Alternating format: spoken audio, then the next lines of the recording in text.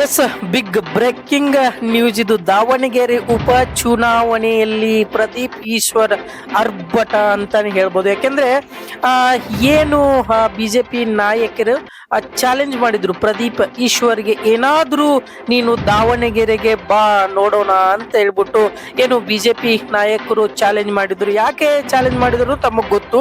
ಏನು ಬಿಜೆಪಿ ಕೋತಿಗಳಂತ ಹೇಳ್ಬಿಟ್ಟು ಏನು ಟೀಕೆಯಾಗಿ ಮಾತಾಡಿರುವ ಪ್ರದೀಪ್ ಈಶ್ವರ್ ಅವರಿಗೆ ಮಾತನಾಡಿದಾಗ ಅವಾಗ ಬಿಜೆಪಿ ನಾಯಕರು ಅವರಿಗೆ ಸವಾಲನ್ನ ಹಾಕಿದ್ರು. ನೀನು ದಾವಣಗೆರೆಗೆ ಬಂದ್ರೆ ನಿನ್ನನ್ನ ನಾವು ನೋಡ್ಕೊಂತೀವಿ ಅನ್ನೋ ವಿಚಾರವನ್ನು ಕೂಡ ಮಾಧ್ಯಮ ಜೊತೆಗೆ ಬಿಜೆಪಿ ನಾಯಕರು ಮಾತನಾಡಿರುವಂತದ್ದು. ಯಾಕಂದ್ರೆ ಈ ಕುರಿತಾಗಿನೂ ಏನಾಗಿತ್ತು ಅನ್ನೋದು ಕುರಿತಾಗೂ ನೋಡ್ಬೇಕು ಏನಾಗಿದೆ ಅನ್ನೋದು ವಿಷಯನ. ಚಿಕ್ಕ ಪುಟ್ಟ ಅಸಮಾಧಾನಗಳಿರ್ಬೋದು, ದಯವಿಟ್ಟು ಕೈ ಮುಗಿದು ನಾನು ದಾವಣಗೆರೆ ಎಲ್ಲ ಮುಸ್ಲಿಂ ಬಾಂಧವರನ್ನ ರಿಕ್ವೆಸ್ಟ್ ಮಾಡ್ತೀನಿ, ಈ ಬಿಜೆಪಿ ಅಯೋಗ್ಯರಿಗೆ, ಬಿಜೆಪಿ ಮುಟ್ಟಾಳರಿಗೆ ಓಟ್ ಹಾಕಬೇಡಿ. ನಿಮ್ಮ ಕುಟುಂಬದ ಬಗ್ಗೆ ಪ್ರಶ್ನೆ ಮಾಡಿದವರು ಬಿಜೆಪಿಯವರು, ನಿಮ್ಮ ದೇಶಭಕ್ತಿಯನ್ನು ಪ್ರಶ್ನೆ ಮಾಡಿದವರು ಬಿಜೆಪಿಯವರು, ನಿಮ್ಮ ಕುಟುಂಬದ ಹೆಣ್ಮಕ್ಳ ಬಗ್ಗೆ ಕೇವಲವಾಗಿ ಮಾತಾಡಿದವರು ಬಿಜೆಪಿಯವರು.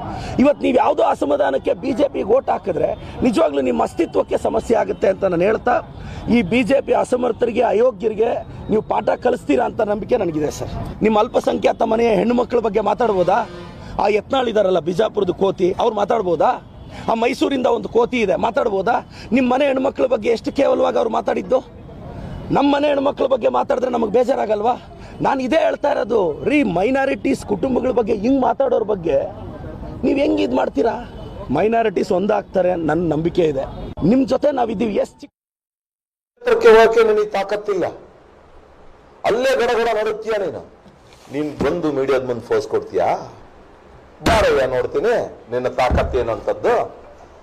ನೀನು ಒಬ್ನೇ ಬರ್ಬೇಡ ನೀನು, ಯಾಕಂದ್ರೆ ನಿಮ್ಮೂರಿಗೆ ಒಬ್ನೇ ಹೋಗಲ್ಲ ನೀನು, ಇಲ್ಲಿ ಒಬ್ನೇ ಬರ್ಬೇಡ. ನಿನ್ನ ಏನ್ ದಂಡು ದಾಳಿ ಇದೆಯಲ್ಲ, ನಿನ್ನ ಇಡೀ ಕ್ಷೇತ್ರದ ದಂಡು ದಾಳಿ, ನಿನ್ನ ಕಾಂಗ್ರೆಸ್ ಕಾರ್ಯಕರ್ತರುಗಳು ನಿನಗೆ ಬೆಂಬಲಕವಾಗಿ ನಿಂತಿರ್ತಕ್ಕಂಥವ್ರು, ನಿನ್ನೇನು ನಿನ್ನ ಕಾಲೇಜಲ್ಲಿರೋ ಚೇಲಾಗಳು, ನಿನ್ ಕೆಲವೊಂದ್ ಕಡೆ ಇರೋ ಚೇಲಾಗಳು ಇದಾರಲ್ಲ, ಅವ್ರನ್ನೆಲ್ಲರನ್ನು ಕರ್ಕೊಂಬ.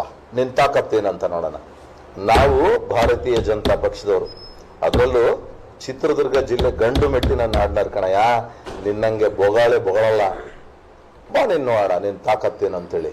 ಏನೋ ಸಾರ್ವಜನಿಕರು ಕಾಯ್ತಾ ಇದಾರೆ, ನಿನ್ನ ಅಲ್ಪಸಂಖ್ಯಾತರು ಕಾಯ್ತಾ ಇದಾರೆ, ನಿನ್ನ ಮಗನೇ ಬಾ ನೀನು ಅಂತೇಳಿ.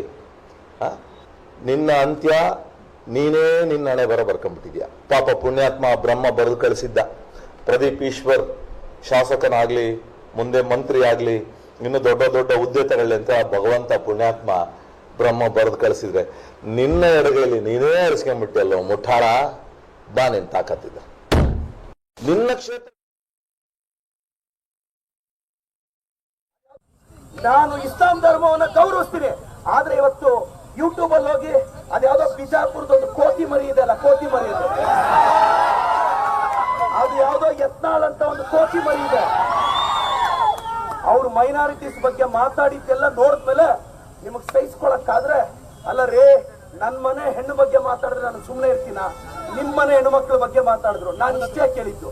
ಅದಕ್ಕೆ ಪಾಪ ನಮ್ಮ ಅಶೋಕಣ್ಣ, ವಿಜೇಂದ್ರಣ್ಣ, ಯತ್ನಾಳ್ ಅವರು ಎಲ್ಲ ಟ್ರಿಗರ್ ಆಗಿ, ನಿನಗ್ ದಮ್ಮಿದ್ರೆ ದಾವಣಗೆರೆಗೆ ಬಾ ಅಂತ ನಿಮ್ಮ ಆಫೀಸ್ ಮುಂದೆ ಬಂದು ನಿಂತ್ಕೊಂಡೆ. ಏನಾದ್ರು